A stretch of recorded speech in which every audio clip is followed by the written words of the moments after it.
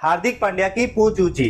अनुभव वह कंघी है कुदरत आपको देते हैं तब जब आप गंजे हो जाते हैं। गेंद वहां लगी है जहां कोई हड्डी नहीं टूटेगी। भैया ये मेरी बोली नहीं है, क्रिकेट जगत के हमारे हिंदी कमेंटेटर लोगों की कमेंट्री है। पांड्या की पूंछ ऊंची और अनुभव वो कंघी है कुदरत आपको तब देती है जब आप गंजे हो जाते हैं। गेंद वहां लगी है जहां कोई हड्डी नहीं टूटेगी। इस तरीके की पुरानी शेरो शायरी सुनते सुनते फैंस बोर हो गए हैं और इनको इंटरनेट पर सलाह दे रहे हैं इसको सुधारने के लिए, क्योंकि बिल्कुल भी मजा नहीं आ रहा है और साथ ही कोई भी नॉलेज नहीं मिलती क्रिकेट को लेकर। जितने भी हमारे क्रिकेट के ब्रॉडकास्टर्स हैं, अभी आईपीएल चल रहा है, थोड़े दिन पहले चैंपियंस ट्रॉफी चल रहा था, आप लोगों से नम्र निवेदन है, हाथ जोड़ के विनती है कि प्लीज हिंदी कमेंट्री को इंप्रूव कीजिए। हिंदी कमेंट्री में मैच देखना दिन पर दिन बहुत ज्यादा मुश्किल होता जा रहा है।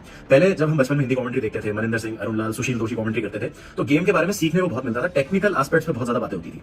फील्डर ने फाइन लेग लिया है, स्क्वायर लेग लिया है, डीप मिड विकेट लिया है, तो गेंदबाज यहाँ पे छोटी गेंद डालेंगे, शॉर्ट बॉल डालेंगे, ये टैक्टिक होगा इनका, इस तरीके की बातें होती थी। अब गेम के बारे में सीखने को कुछ नहीं मिलता है। आज की तारीख में हिंदी कमेंट्री में या तो शेरो शायरियां होती हैं या पुराने किस्से सुनाए जाते हैं।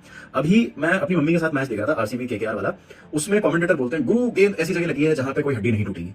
क्या है ये? चैंपियंस ट्रॉफी में मैच चल रहा है, टॉम लेथम बैटिंग कर रहे हैं, रविंद्र जडेजा बॉलिंग कर रहे हैं। अगर न्यूजीलैंड के पास टॉम है तो हमारे पास भी जेरी है, जेरी सर रविंद्र जडेजा, और टॉम जब जब भागते हैं जेरी उनको पकड़ लेते हैं। क्या चल रहा है यार? अब ये बात निकली है तो बहुत दूर तक जाएगी और काफी लोगों ने इसको लेकर के प्रतिक्रिया दी कि इससे बेहतर तो इंग्लिश कमेंट्री है, और किसी ने कहा कि हम मजबूरी में इनकी कमेंट्री सुनते हैं। इससे हमारे भज्जी पाजी को गुस्सा आ गया और उन्होंने इस तरीके की आलोचना करने वाले लोगों को कह दिया अंग्रेज की औलाद। अरे भैया पहले उसकी प्रॉब्लम तो समझो। आप लोग जिस तरीके की कमेंट्री कर रहे हो जैसे लग रहा है कि दो चार दोस्त लोग बैठ करके चाय पे चर्चा कर रहे हो। हम हिंदी कमेंट्री इसलिए देखते हैं कि हमारे भारत के क्रिकेटर लोग किस तरीके का नॉलेज रखते हैं, किस तरीके का इंफॉर्मेशन हम लोग से शेयर करते हैं, उससे हमें क्रिकेट को लेकर के कुछ सीखने को मिले। लेकिन ये हार्दिक पांड्या की पूंछ ऊंची क्या है ये? खैर बाद में भज्जी पाजी ने इस बात को समझा और ट्विटर पर शेयर करते हुए कहा कि हम इस बात पर गौर करेंगे। हमारे हिसाब से हिंदी कमेंट्री में सिर्फ मनोरंजन ही नहीं, एक एनालिसिस भी शेयर करना चाहिए जिससे व्यूअर्स को कुछ सीखने को मिले जब वो हिंदी कमेंट्री देख रहे हैं। तो मैं एक एग्जांपल आपके साथ में शेयर कर रहा हूँ। जैसे एडम गिलक्रिस्ट ने कहा, जब हम खेलते थे तो ऐसा कहा जाता था कि अगर 3 ओवर लगातार मेडन चले जाए तो विकेट की चांसेस बढ़ गई है, और इसके बाद क्या हुआ देखिए।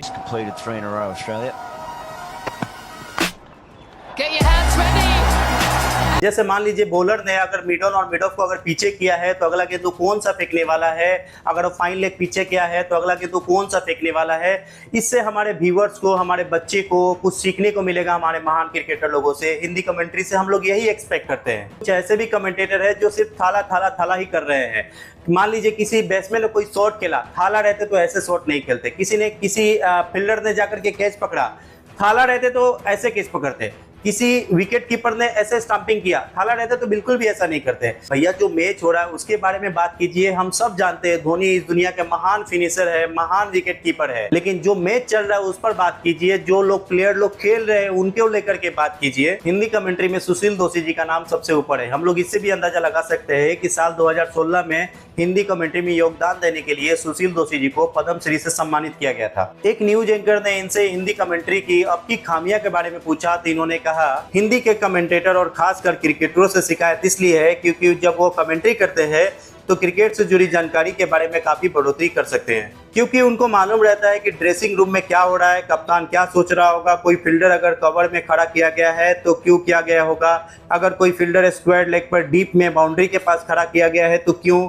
ये सब वो बता सकते हैं लेकिन वो ऐसा नहीं बता रहे हैं। उन्होंने आगे कहा, पुराने किस्से कहानियां जो आज के खेल से जुड़े हो उसकी बात तो आप करिए, लेकिन जिनका आज के खेल से कोई संदर्भ नहीं है उनकी बातें कर कर कोई फायदा नहीं है। लोगों को आपके किसी खिलाड़ी के करीबी में दिलचस्पी नहीं है, बल्कि दिलचस्पी इसमें है आप खेल का किस तरह से बखान करते हैं। सुशील दोषी जी की इस बात से तो मैं बिल्कुल भी सहमत हूँ। क्या आप इस बात से सहमत है? कमेंट बॉक्स में ये बात जरूर बताइएगा। इरफान पठान साहब को हिंदी कमेंट्री से हटा दिया गया, ऐसा क्यों हुआ, क्या रीजन हो सकता है, इसके बारे में हम अगले वीडियो में डिटेल में जानेंगे। तो दोस्तों इस वीडियो को जरूर लाइक करना और इस विषय पर आपका क्या फीडबैक है कमेंट बॉक्स में अपनी राय जरूर बताना, और अगर आप चैनल पर नए हैं तो चैनल को जरूर सब्सक्राइब कर लेना। मिलते हैं दोस्तों अगले वीडियो में, तब तक अपना ख्याल रखना। जय हिंद।